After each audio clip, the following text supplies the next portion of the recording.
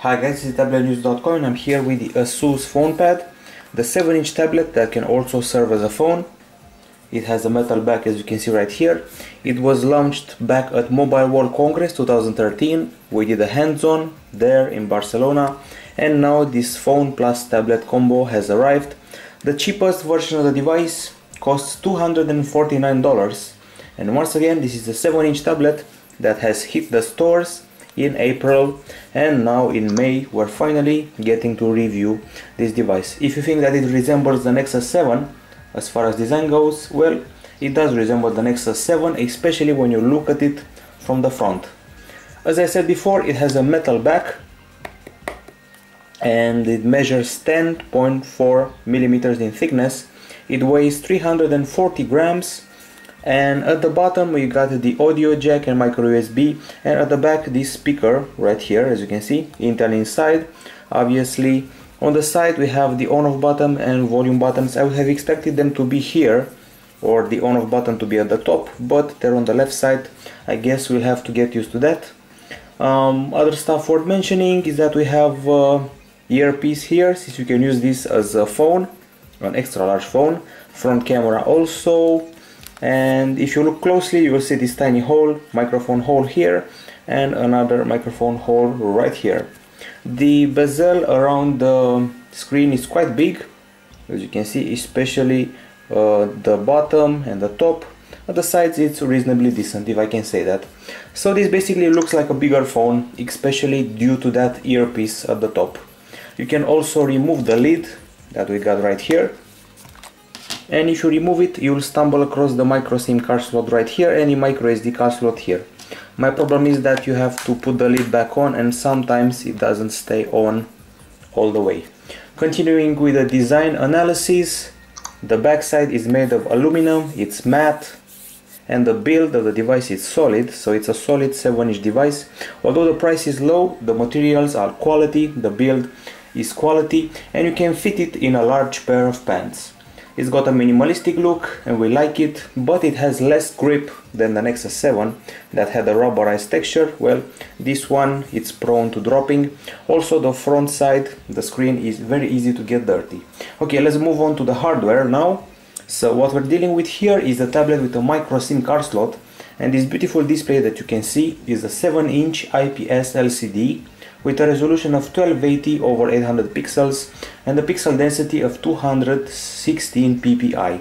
It supports 10-finger multi-touch.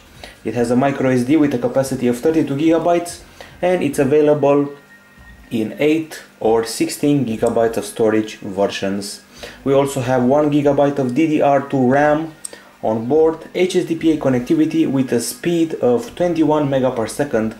And on a connectivity side as well, we've got Wi-Fi, Bluetooth 3.0 and micro USB 2.0. So in some countries in the world, this device comes with a 3.15 megapixel back camera that should be placed right about here somewhere.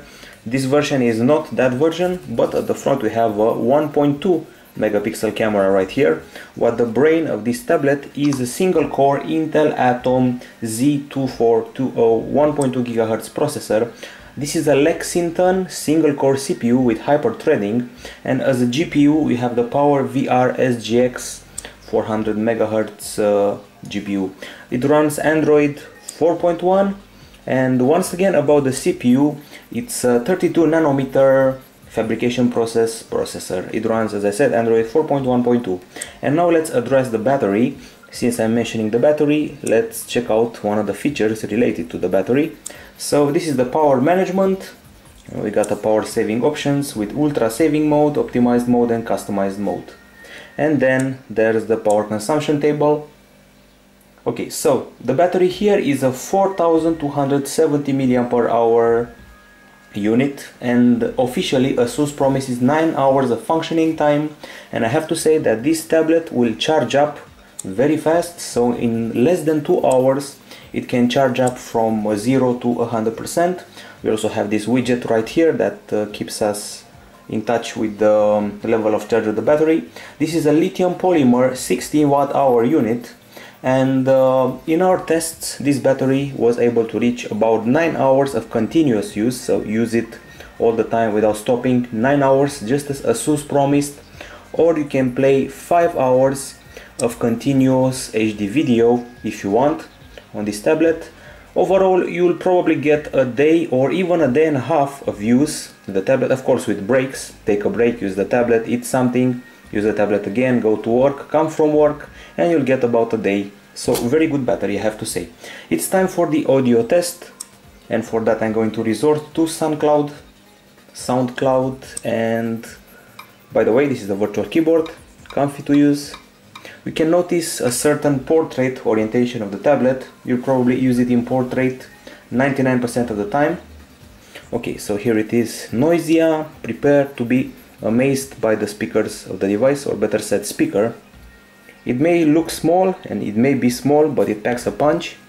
So let's open up a mix from here, free to download. Let's turn up the volume.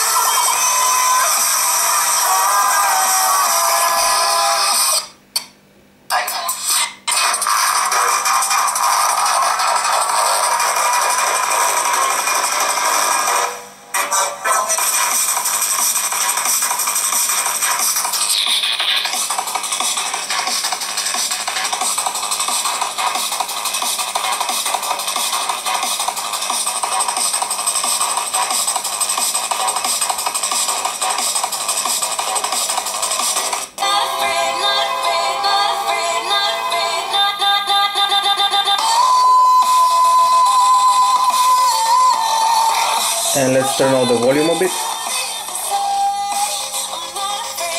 We got an option called Audio Wizard. It has special settings for movie mode, recording mode, gaming mode, speech mode, and off. You can really feel that the mode is off, so now it's off, and this is music mode.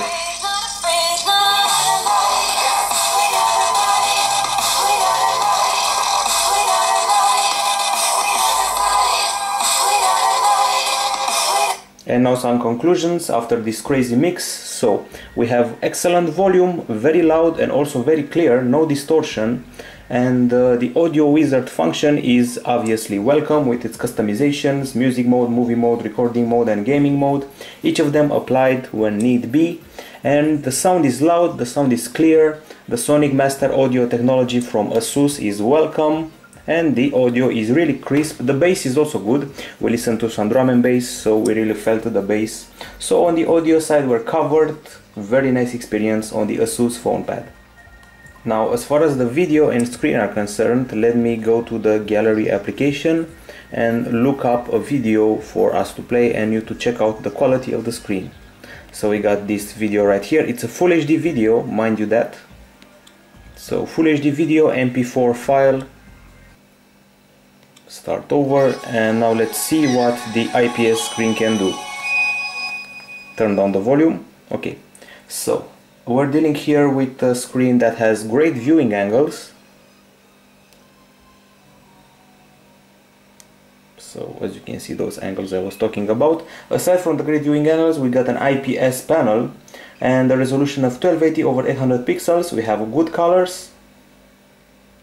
And as you probably saw earlier, let's go back, we also have some special settings for the screen. Here we are. Okay, so the special settings I was talking about are right here at the top. As you can see, we have a normal mode and an outdoor mode. It speaks for itself. When the sun is shining and you're outdoors, you can activate the outdoor mode, or you can switch to normal mode, but we have a great amount of brightness on this tablet. So let's go back to the video and keep playing it while I talk about the screen some more. There's also a mini app that you can use for video playback, but I'll talk about that in the multitasking section. Since I talked about that normal and outdoor mode, the outdoor mode offers an extra boost of contrast. By the way, this screen has excellent contrast. Also, the brightness is very good. The text is crisp and sharp. And overall, this is a tablet that's excellent to use in sunlight. Since you can make phone calls from it, you probably take it with you everywhere. And if you take it with you everywhere, you'll expose it to sunlight. And it behaves great in sunlight. The colors are natural, but the blacks are not that deep as expected from an IPS panel. So if people praise the Nexus 7 display, they can also praise this display. After all, it has the same resolution and it's not that far from the Nexus 7, or maybe even better. Now let's talk a bit about the software. As I said, it runs Android 4.1.2. It's not the latest Jelly Bean just yet. And now I'm going to show you the web browser. Here it is on the official ASUS page. And now let's see how Tablet News loads. By the way, virtual keyboard, comfy to use. And once again reminding me of a phone's keyboard. So the focus here is to make you feel that you're using a bigger phone.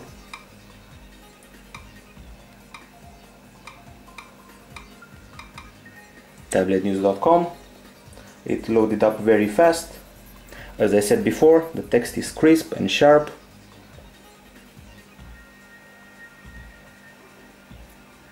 Let's see it in landscape as well. Quick to scroll, pinch to zoom without problems. And that's it as far as the web browsing experience is concerned. Obviously, if you want to make phone calls, I would advise you to use maybe an earpiece or something like that, headset, a Bluetooth headset, since this looks like a very big device to hold next to your ear. By the way, we have excellent signal and great voice quality once you start calling people. If you want the specifications on the connectivity side, we have 2G GSM in the frequency of 850, 900 and 1080 MHz, and the 3G area we have HSDPA with a frequency ranging from 850 up to 2100 MHz. And once again, I have to say that the screen is very easy to get dirty with fingerprints, smudges and all that. And now let's see how we can tweak the experience of the tablet. So let me start off with an application called ASUS Splendid. With ASUS Splendid you can tweak the display experience. You can change the color temperature like this, activate the vivid mode, tweak the hue, also the saturation, but I recommend you stick to the default settings since they're actually the best. So ASUS Splendid, keep that in mind the name, it's an app that allows you to tweak the display experience. And now let's get to the benchmarks as we always do in our reviews, and for that I'm going to enter the screenshots area. A lot of screenshots performed here. So let's see what devices we compare this tablet to. This is the ASUS FonePad, and I decided to compare it with its twin brother as far as looks go, the Nexus 7 and also the Galaxy Tab 2 7.0, also a 7-inch tablet, and a pretty close price point. Okay, so as you can see right here, our tablet, the FonePad, scored 2,934 points in quadrant, while the Nexus 7 scored 4,000 and the Galaxy Tab 2 7.0 also 2,900, so close to this score. Moving further, in Antutu we scored 9,000 points and we're beaten by the Nexus 7 and its 11,000 points, but we surpassed the Galaxy Tab 2 7.0 and its 6,000 points. Moving even further, we come across probably the only relevant benchmark here. It's 3D Mark, and in the Ice Storm benchmark we scored 2,219 points. We were beaten by the Nexus 7 with 3,500 points, and we surpassed the Galaxy Tab 2 7.0 with 2,050 points. And then comes the GPU test, Nanomark. Here we scored 38.8 frames per second, and we got beaten by the Nexus 7 and it's 55.8 frames per second, but we beat the Galaxy Tab 2 7.0 with its 26 frames per second. And now come the other benchmarks. Let's see, we got Velamo with its 1,300 points. We were beaten by the Nexus 7 with 1,700, and we surpassed Galaxy Tab 2 with 1,200 points. Finally, there is also a browser test. It's Browser Mark And here we have 1500 points, beaten by the Nexus 7 yet again, and in the end we surpassed the Galaxy Tab 2 once again. Keep in mind this is a single core tablet with an Intel processor, and the Nexus 7 is a quad core tablet with a Tegra 3 processor, so remember that when doing the comparison. Okay, ASUS as usually provided its unique widgets, like this one for the battery, here and here, this one for the weather. They also provided body buzz, this clock, and some other cute little widgets to play with. There's also a function that I like to call mini apps, and frankly it reminds me of an equivalent feature from the Galaxy Tab Samsung devices and from the Sony Xperia tablet. So if you press this button, you can see a bunch of apps appearing at the bottom of the screen. There's a video player, there's also a web browser. All of them are miniature versions of normal apps. There's even a countdown and a dictionary. They are used to do some multitasking, so you can move them around, you can activate them, close them down. And the video player is actually useful, so you can watch a video in a smaller window while doing something else. As you can see, scrolling around, maybe checking your email and viewing a mini video. That's what I like to call multitasking on a single core tablet. In the notification area, well, we've got a bunch of shortcuts that I like to show you. We got Wi-Fi, mobile data, smart saving, instant dictionary, Wi-Fi hotspot, Bluetooth, GPS, sound and auto rotate, plus this outdoor mode and normal mode, smart saving for the battery, a shortcut to Audio Wizard. Let's see what else. Of course, a shortcut to settings. And let's see what instant dictionary is all about. If I remember well, I've shown you that in a previous review. So basically instant dictionary is activated right now, and let's try to see if we can use it in a page. There's a slide tutorial here, although we know what to do. So let's say we access Tablet News and we put that feature to good use.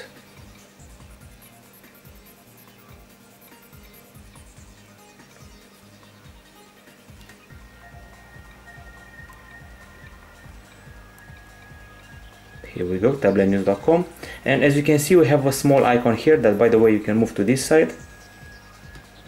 And once you activate it, now it's activated, is blue. If you draw a line on the screen, it will be translated.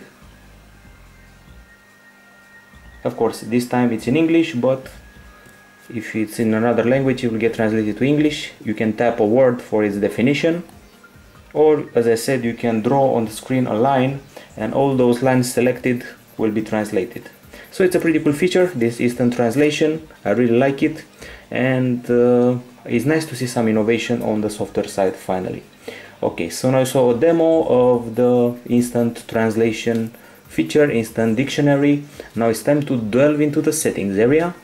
This is the settings area. You have a bunch of ASUS customized settings, stuff for screenshot editor, the ASUS quick settings. You can basically customize the options included right here. Right button behavior and middle button behavior. Those are the other things you can customize on this tablet. So you can also customize the power management. As I said, you got a power saver and a power consumption table. Obviously, since this is a Jelly Bean tablet, you can play with Google Now, with its cards stored here, with photo spots nearby, language, translation, time, weather, and places to eat nearby, this last card here. Aside from Google Now, we got this dock area at the bottom, as you can see, with the phone call, contacts, texts, apps, web browser, camera, of course front camera, and Play Store. Play Store works just fine with its new interface that started rolling out, let's say, a week or two ago. This is the brand new Play Store. Okay, other than that, let's go finally into the big application section and take them one by one. We got App Backup and App Locker that speak for themselves, and also an application called ASUS Story. ASUS Story allows you to make a collage of your pictures and also some text, so you can tell a story through pictures and add some text to it. Let's say memory. Okay, and now I can go into the photo area, select some shots. I only have screenshots here since there's no back camera to play with. I have selected the shots, and now I can create an album so I can remember stuff, and I can even write stuff to associate with it. I can add a photo, add even a map to remember where I was, and add some text. So as I said, a big collage of photos with text included and the map locations of the event. Another application that's bundled with the tablet is the ASUS Studio. So let me look that up. Here it is. ASUS Studio is basically a more ample gallery applications where you can see your screenshots like this, all your pictures. You can also see your videos, see them, organize them by time, location, or in various albums. So basically it's a replacement for the standard gallery app in Android.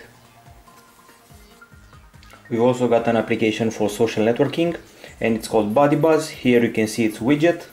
So I can connect it to my Facebook, Twitter, or Plurk account. It takes a while to load. I must admit I haven't heard of it till now, up until it was bundled with this tablet. As I said, Facebook, Twitter, and Plurk account. It's updating the social status right now. Keep in mind that on the PhonePad, it's a single core tablet and it tends to lag a bit. This is the widget, and those are the feeds of the people that I have in my Twitter list and my Facebook list. Remember this name, BuddyBuzz social networking app bundled with this device. Continuing our analysis of the list of applications, here we have a dictionary, English dictionary. We can look stuff up. Let's say we look for llama. It's a Buddhist priest in Tibet or Mongolia. Well, I thought it was an animal. Okay, moving even further, let's go to Google Earth. It's bundled with this tablet. It was present on the Nexus 7, and why shouldn't it be present on its twin? Its twin without a quad-core processor and with the ability to make phone calls. My expectations are pretty low because we have an Intel single-core processor after all. And as you can see, it tends to lag just a little bit. So let it look for us on the globe. And here we should be able to see some nifty spots in the area. This is the Google Earth experience. Okay, now let's exit the app and continue our analysis of applications. Of course, we got Google Maps in here. Let's see where it is. Here it is, out the top. Let's turn it in landscape this time. The usual Google Maps experience is here.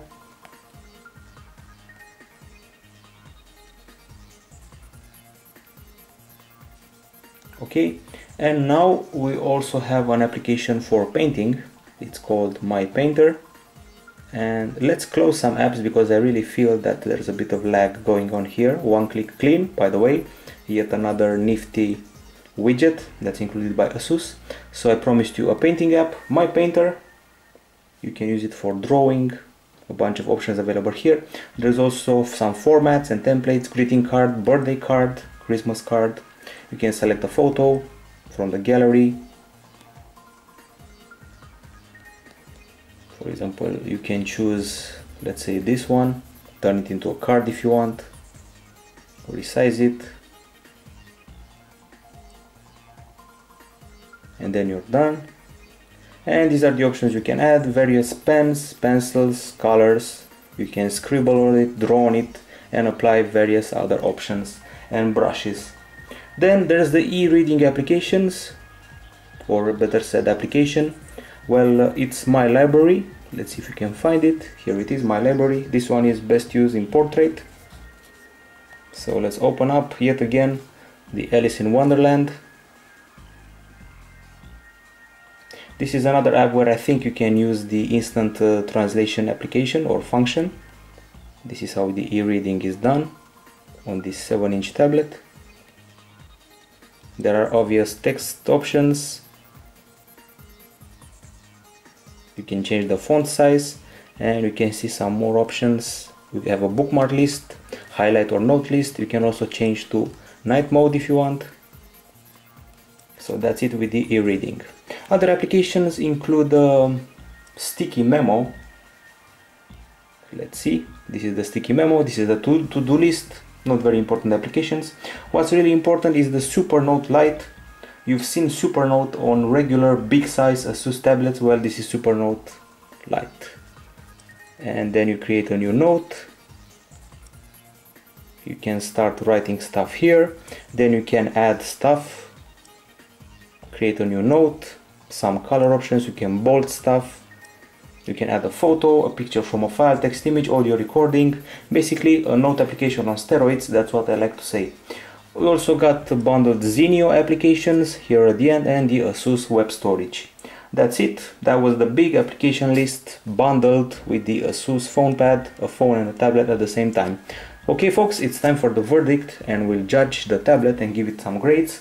The pros and cons first. On the pro side we have a metallic case, resilient, good build. In the case of the ASUS FonePad, we got an excellent screen, as you saw earlier in our test of video playback.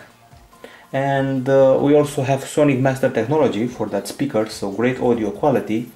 And the battery is also quite good. You can even get 1.5 days of use, which is always good. The micro SD card slot is always welcome here. The fact that you can use the tablet as a phone is yet another plus. The bundled apps are also nice, the price is reasonably low, and basically this is a bigger phone or a compact tablet with phone features. On the cons side, well, you don't have that many cons this time. One of them is that we only run Android 4.1. We would have liked Android 4.2 if possible. Also the lid here at the top feels a bit fragile and is easy to detach. The grip at the back is weaker than the Nexus 7, and the benchmarks were a bit disappointing, but it's a single core tablet after all, so not that many things to object for this tablet. So we give it 9.2 out of 10 for design, 9.3 out of 10 for its hardware, and 9 out of 10 for operating system and user interface. The final grade is 9.16 out of 10 from Tablet-News.com. That's it. Hope you like the ASUS FonePad review. Bye bye.